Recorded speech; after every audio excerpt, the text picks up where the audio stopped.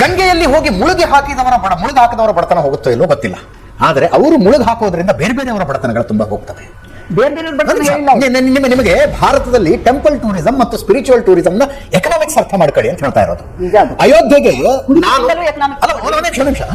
ಅಯೋಧ್ಯೆಗೆ ನಾನು ರಾಮ ಮಂದಿರ ಆಗೋದಕ್ಕಿಂತ ಮೊದಲು ಹೋಗಿದ್ದೀನಿ, ಆ ನಂತರ ಹೋಗಿದ್ದೀನಿ. ಮೊದಲೇನಿತ್ತು ಅಯೋಧ್ಯೆ, ಈಗೇನಿದೆ ಅಯೋಧ್ಯೆ ಅನ್ನೋದು ನಮಗೆ ಗೊತ್ತಿದೆ.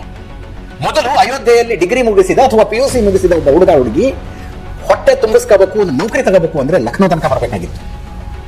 ರಾಮ ಮಂದಿರ ಆದ್ಮೇಲೆ ಕನಿಷ್ಠ 10 ರಿಂದ 12 ಸಾವಿರ ಪರ್ಮನೆಂಟ್ ಜಾಬ್ಗಳು ಕ್ರಿಯೇಟ್ ಆಗಿದ್ದಾವೆ. ಪರ್ಮನೆಂಟ್ ಜಾಬ್ಗಳು ಬಿಟ್ಟಿಲ್ಲ ಅಂತ ನಾಯಕ್ ಅವರೇ. ಇಲ್ಲಿ ಮೊನ್ನೆ ಒಬ್ಬ ಹುಡುಗ ಹಣೆ ಮೇಲೆ ಓಂಕಾರದ ನಾಮ ಹಾಕ್ತಾರಲ್ಲ, ಆ ಹುಡುಗ ಯಾರೋ ಇನ್ಸ್ಟಾಗ್ರಾಮ್ ನಲ್ಲಿ ರೀಲ್ ಮಾಡಿ ಹಾಕಿದ್ರು. 65,000 ರೂಪಾಯಿ ದುಡಿದಂತೆ ಒಂದು ದಿನಕ್ಕೆ. ಹೊಟ್ಟೆ ತುಂಬಿಲ್ವಾ ಒಂದು? 40 ಕೋಟಿ ಜನ, 45 ಕೋಟಿ ಜನ ಹೋಗಿದ್ದಾರೆ.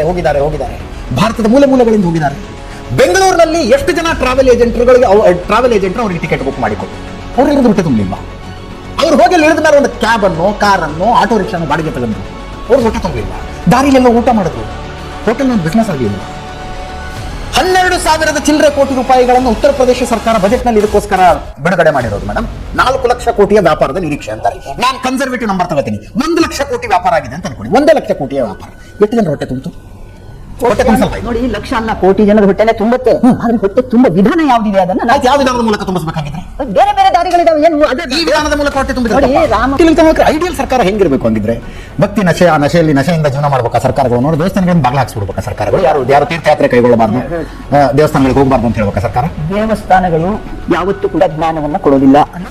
ಧಾರ್ಮಿಕ ನಂಬಿಕೆಯ ದೃಷ್ಟಿಯಿಂದ ಗಂಗೆಗೆ ಹೋಗಿ ಮುಳುಗ್ ಹಾಕೋದಕ್ಕೂ ಕಾಬಾಕ್ ಹೋಗಿ ಸುತ್ತಾಕೋದಕ್ಕೂ ಏನ್ ವ್ಯತ್ಯಾಸ?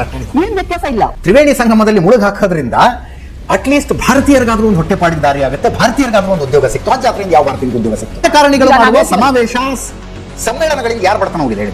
ಹೌದು, ಬಡತನ ಹೋಗ್ಸೋದಕ್ಕೆ ಮತ್ತೆ ಸಮಾವೇಶಗಳು ಮಾಡೋದಕ್ಕೆ ಚರ್ಚೆ ಆಗ್ತವೆ.